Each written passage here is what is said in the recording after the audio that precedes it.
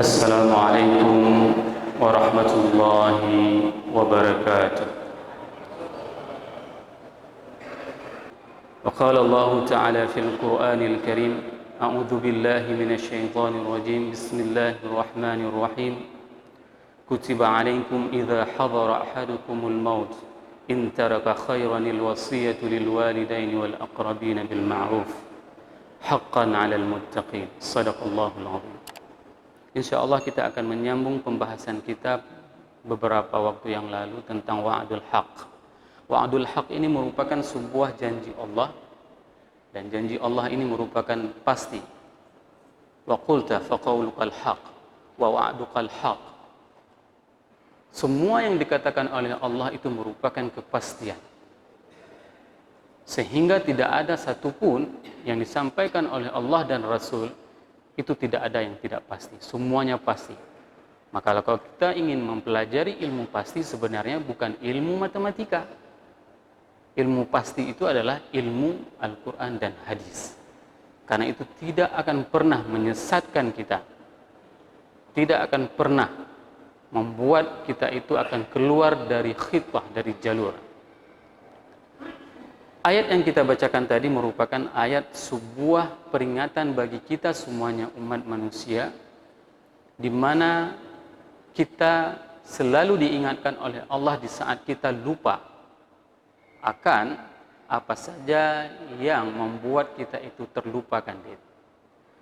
Banyak di antara kita yang lupa bahwasanya apa sebenarnya wasiat itu. Banyak di antara kita memahami wasiat itu hanya sebatas harta. Bagaimana sebenarnya yang dimaksud dengan wasiat? Sehingga dalam beberapa mindset masyarakat kita, di saat mendengarkan kata-kata wasiat, yang terbetik di dalam pemikiran mereka itu adalah harta. Sebenarnya ini merupakan sebuah kekeliruan yang paling besar apabila kita ingin merujuk kepada Al-Quran dan hadis, dan bagaimana para sahabat mewasiatkan pada saat mereka menjelang akhir hidup mereka. Nah, Allah berfirman di dalam surat Al-Baqarah ayat 180 yang berbunyi: A'udzubillahi minasyaitonirrajim. Bismillahirrahmanirrahim. Kutiba alaikum. Kata-kata kutiba alaikum, apabila kata-kata kutiba diikuti dengan kata-kata alaikum, ini bermakna adanya sebuah perintah. Sebuah perintah ini masih mengandung makna ikhtiar, makna pilihan antara kita mau melaksanakan atau tidak melaksanakan. Sama seperti kata-kata di sana Allah mengatakan kutiba alaikumusiyam. Ini merupakan sebuah perintah, akan tetapi perintah tersebut masih ada pilihan bagi manusia untuk melaksanakan atau tidak. Kalau seandainya manusia melaksanakan, maka inilah bukti kecintaan manusia terhadap Allah Subhanahu wa Ta'ala. Di saat kita mengaktualisasikan apa yang disampaikan oleh Allah di dalam Al-Quran, ini merupakan salah satu bentuk bagaimana kita mewujudkan kecintaan kita kepada Allah dalam bentuk mengaktualisasikan apa yang diperintahkan oleh Allah di dalam Al-Quran. Idza hadara ahadakumul maut. Kata-kata idza itu merupakan dzaraf zaman yang menunjukkan kepada tempat. Karena kata-kata idza itu merupakan sesuatu yang pasti. Pasti akan terjadi. Sebagaimana diungkapkan di dalam ayat-ayat yang lain, bahwasanya Al-Quran menceritakan idza zulzilatil ardu zilzalaha, idza waqa'atil waqi'ah, bahwasanya kematian itu merupakan sesuatu yang pasti akan dialami oleh manusia semuanya. Maka kata-kata yang digunakan di dalam Al-Quran itu adalah kata-kata idza, bukan kata-kata in.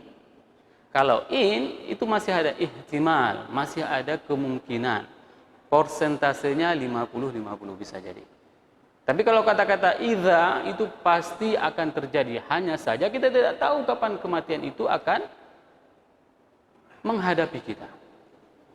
Dan kita sudah menceritakan pada pertemuan sebelumnya bahwasanya tidak berarti orang yang lebih tua itu lebih dekat dengan malaikat maut jika dibandingkan dengan anak-anak muda.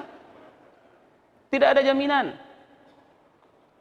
Tidak ada jaminan orang yang sudah tua ya, itu lebih dekat dengan malaikat maut jika dibandingkan dengan anak-anak muda. Hasil survei angka kematian yang paling terbesar itu dialami oleh anak-anak muda, terutama bagi mereka kecelakaan lalu lintas.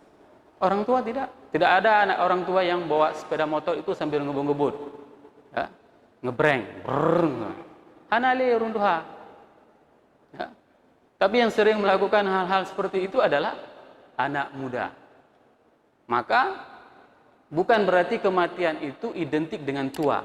Begitu juga bahwasanya kematian itu tidak identik dengan orang sakit.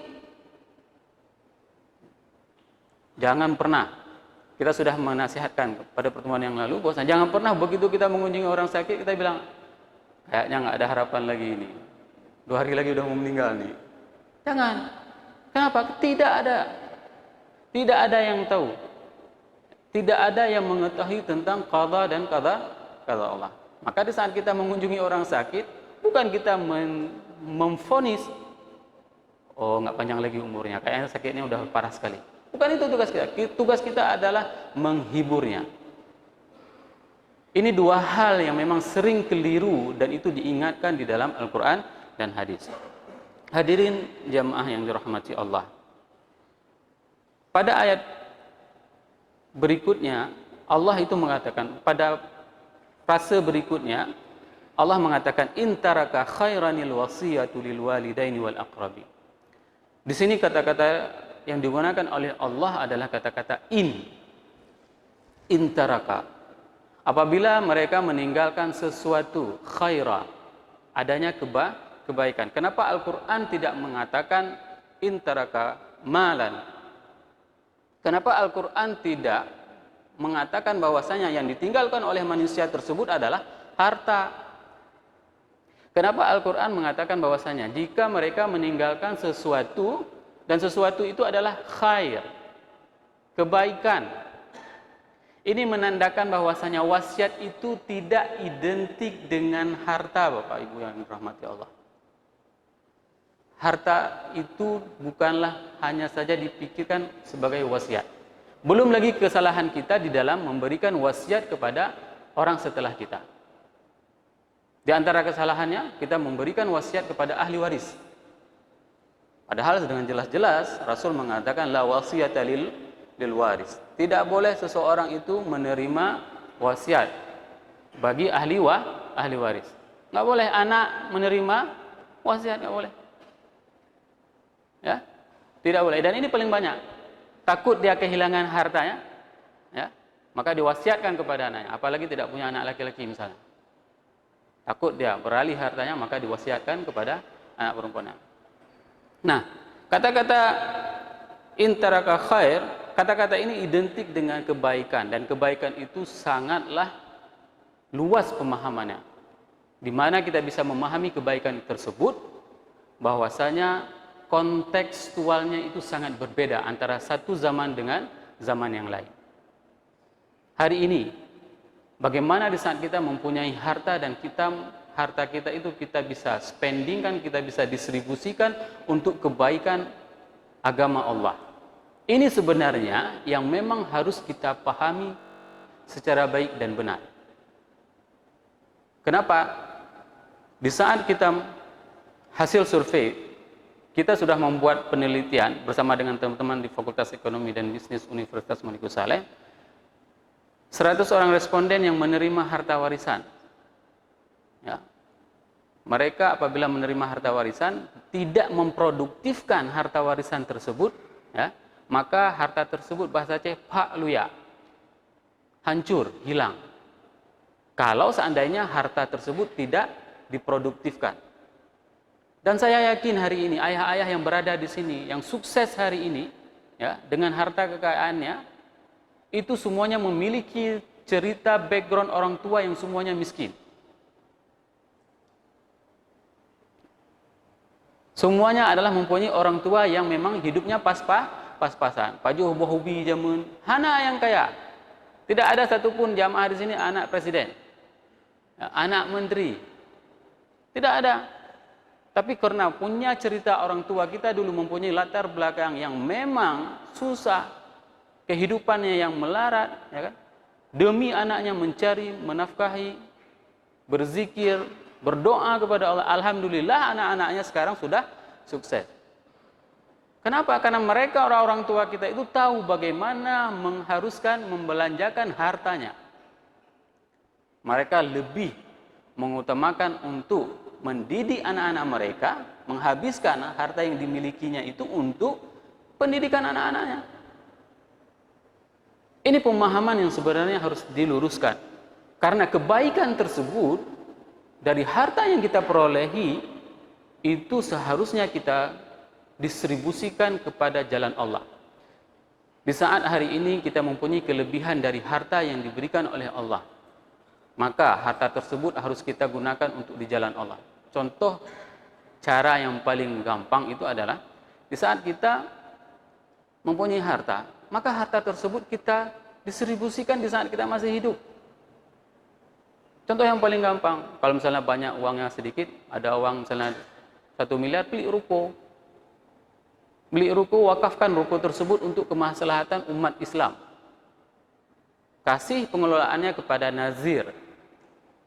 Nah, begitu sewa ruko misalnya dalam 1 tahun tersebut, nah, ruko tersebut bisa dipakai untuk kemaslahatan agama Islam. Cari misalnya berapa orang anak fakir miskin yang memang perlu disantuni dari hasil sewa ruko tersebut. Kalau misalnya tahun depan perlu untuk masjid, maka diberikan untuk masjid. Sehingga apa? Inilah sebenarnya harta yang akan tinggal dan mengalir pahalanya sampai kita akan meninggal.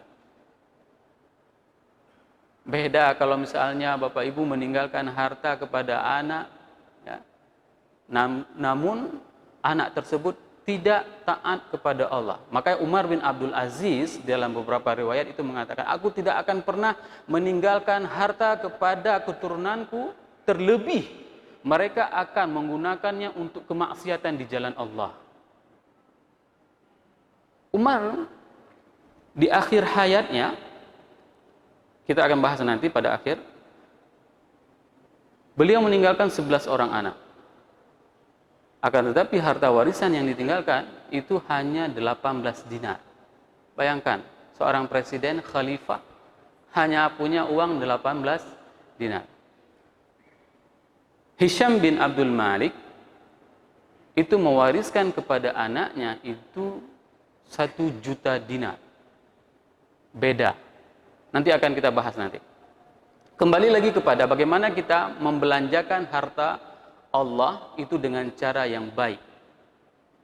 Kelebihan di saat kita masih ada hidup di dunia ini, maka pergunakanlah harta tersebut di saat kita masih hidup. Beberapa hari yang lalu saya diminta konsultasi oleh salah seorang yang mempunyai harta warisan, dan itu sudah menjadi cekcok antara keluarga. Kenapa? Karena ini di saat ditinggalkan ini akan menjadi perebutan. Terlebih apabila nanti ada di antara orang yang menerima harta warisan tersebut tidak mempunyai orang yang akan mewarisi.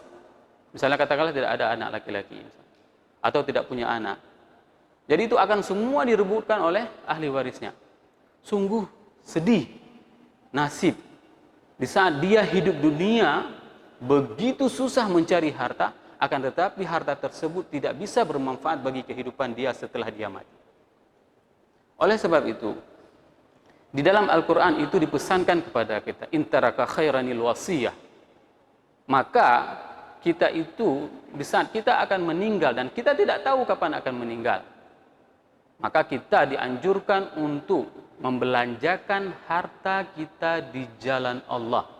Karena inilah salah satu cara amal agar kita selalu mendapat pahala yang akan mengalir di saat kita sudah menempuh kepada kematian.